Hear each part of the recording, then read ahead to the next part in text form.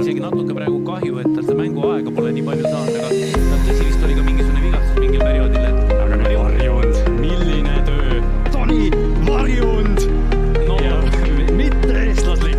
Mitte täpselt nii aastaga poiste koostöö, et see tuleb hästi praegu. Siin äärele Zenjov, paremalt äärelt, lõikab sisse, kas leiab kellegi, leiab löögi, Usta on seal ja see pall lõpetab võrgus. Daniel Usta.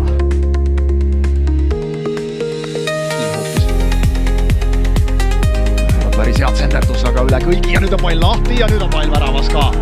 Nüüd on pall väravas ka ning mees, kes lõi välja küll. Tõi endale just eile tuli uudis uue mehe ründeliini juurde, nii et konkurents läheb veel kõvemaks, kui siin on šanss ja siin on 1-1. Ja nii kergelt tuleb kohe vastu, kui United sealt välja kukkus ja no Kalju jaoks nüüd asendamatu mees, aga kui palju ikkagi talle ruumi antakse juba alguses ja keegi temaga kaasa ei lähe.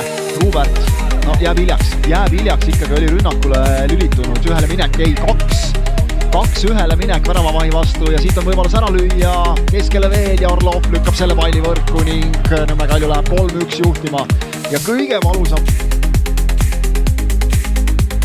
Ainsalu Tampetuu ja Roosnupule saab sättida ja seda meest ei saa niimoodi vabaks jätta. Roosnup annad ühe võimaluse ja teevad kõrget pressi ning sellega ennetavad siis seda, et Transil võiks miskit tekkida. Tuleb korralik kuul ja Tampetuu ja kui sulle lüüakse niimoodi, siis on raske. Tõstab pilgu pall kasti suunas ja seal hetkel Ivanjušin on esimesena jaol, aga palli kätte ei saada ja kui see mees paneb niimoodi, siis ongi võimatu. Seal mehel on Pareiko oli see, kes oma selliseid mõtted sai välja öelda. Nüüd on võimalik tulla, hea pall alla ja Trans saab kätte ja seda väravat on tegelikult väga vaja lihtsalt selleks, et see enes vasakul olemas ka, Oskar Õim nüüd tegelikult meelega minna. Palju värava ette ja tuleb ära siin. Ilus värav, ilus kombinatsioon. Tuleb ära 15 manni vastu. Vaatame nüüd Kristjan Pajo. Ja päris hästi Mattias Lindbergin on löögi kohta, tuleb ka ja ongi niimoodi, et 24. minutile Mattias Lindberg toob viigi majja. Samamoodi sinna esiposti ja nüüd ongi pall väravas ja 43. minut ja Daniel Luts sätib selle palli sealt nurka. Seekord on sama tulemuslik. Sonnalt sinna tuleb pall ja ongi niimoodi, et teise poole alguses saab Paide enda.